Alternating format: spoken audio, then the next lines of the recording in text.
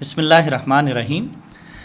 English language के अंदर particularly CSS हो या ग्रेजुएशन लेवल हो, नॉर्मली कंडीशनल सेंटेंसेस एक बिग ट्रबल्स होते हैं स्टूडेंट्स के लिए।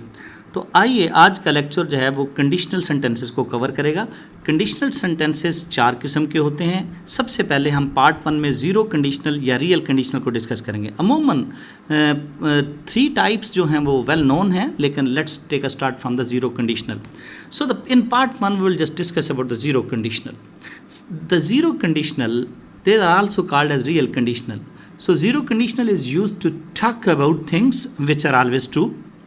जो हमेशा सच साबित होती हैं, हकीकत पर मबनी होती हैं, उनके लिए इस्तेमाल करते हैं, such as scientific facts and general truths. Zero conditional express the real condition for things that happen but do not hypothetical things. ये वो चीज़ें हैं जो अमूमन होती हैं, वकूअ पज़ीर होती हैं, उनके लिए होती हैं और सच साबित होती हैं और रूटीन में होती हैं, लेकिन इनमें मफरूज़ों को डिस्कस नहीं किया जाता।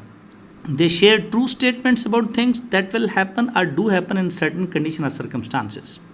अब पॉइंट नंबर 2 पे चलते हैं। Zero conditional sentences can appear in many forms, but since they are based in fact, they only share past and present situation, not possible future. तो इसमें फ्यूचर को डिस्कस नहीं किया जाता, प्रेजेंट और पास्ट को डिस्कस किया जाता है। So we write them using combination of past and present tenses. तो नॉर्मली ज़ीरो कंडीशनल जो हैं ये प्रेजेंट और पास्ट के अंदर ट्रांसलेट किए जाते हैं, और नॉर्मली क्या होते हैं, ये फैक्ट्स को और रियलिटी को, ट्रूथ को बताते हैं। अब हम चलते हैं रूल्स की तरफ। रूल बड़े सिंपल हैं, 2 रूल इस्तेमाल होते हैं।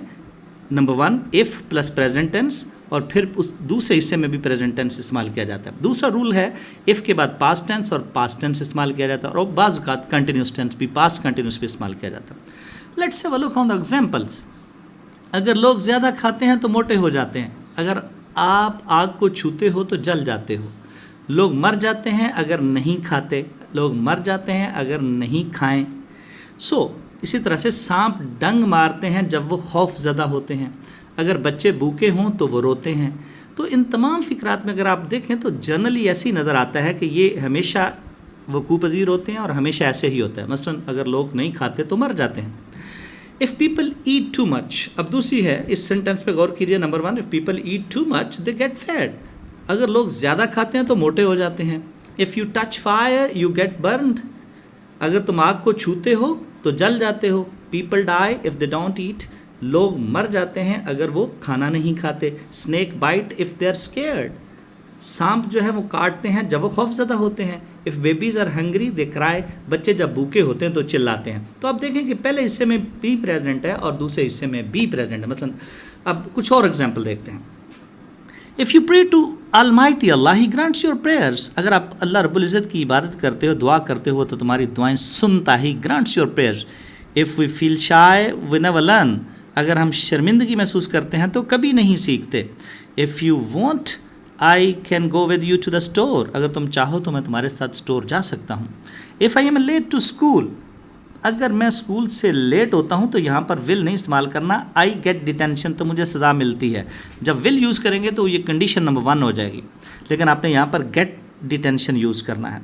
If I don't do my homework the teacher punishes. जब मैं काम नहीं करता हूँ तो मेरा टीचर मुझे सज़ा देता है।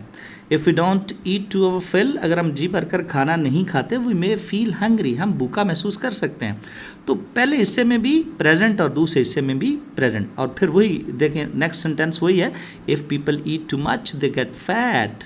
अगर लोग क्या करते हैं, ज़्यादा खाते हैं तो मोटे हो जाते हैं। If you touch a fire you get burn.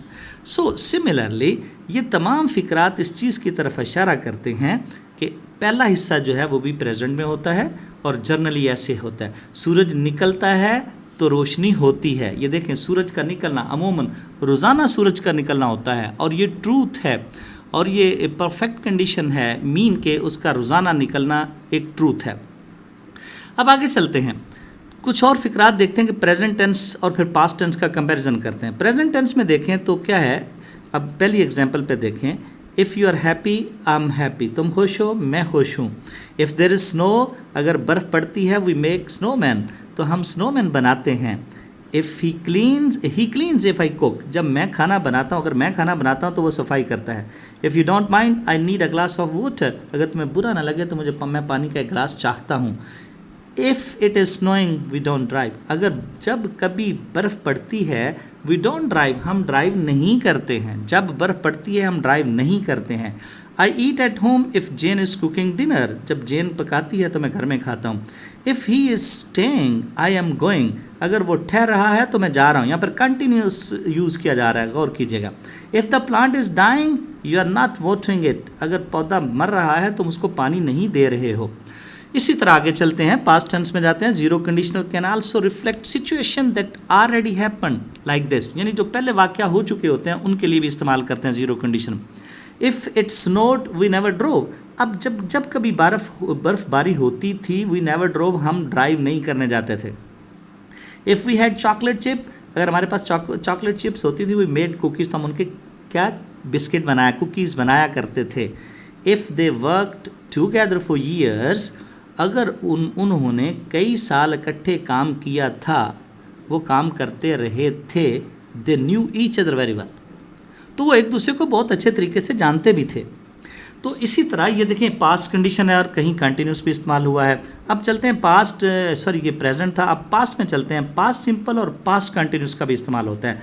We always made snowman if it was snowing, हम हमेशा स्नोमैन बनाया करते थे जब बारिश हो रही होती थी, तो आगे पास्ट कंटिन्यूस यूज़ किया गया है।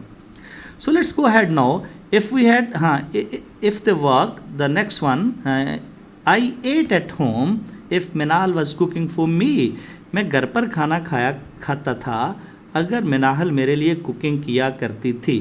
So the last one, he often went out if it was raining, वो अक्सर बाहर चला जाता था। ही ऑफ्टन वेंट आउट, बाहर चला जाता था, इफ़ इट वाज रेनिंग, जब बारिश हो रही होती थी। तो ये ज़ीरो कंडीशनल हैं, इनमें दोनों रूल्स आपके सामने आ गए, प्रेजेंट और पास्ट भी यूज़ होते हैं और बाद का कंटिन्यूस भी यूज़ होते हैं। अब हम अगले लेक्चर में पहली कंडीशन जिसे कंडीशनल सेंटेंसेस 1 कहते हैं उनको डिस्कस करेंगे। Thank you.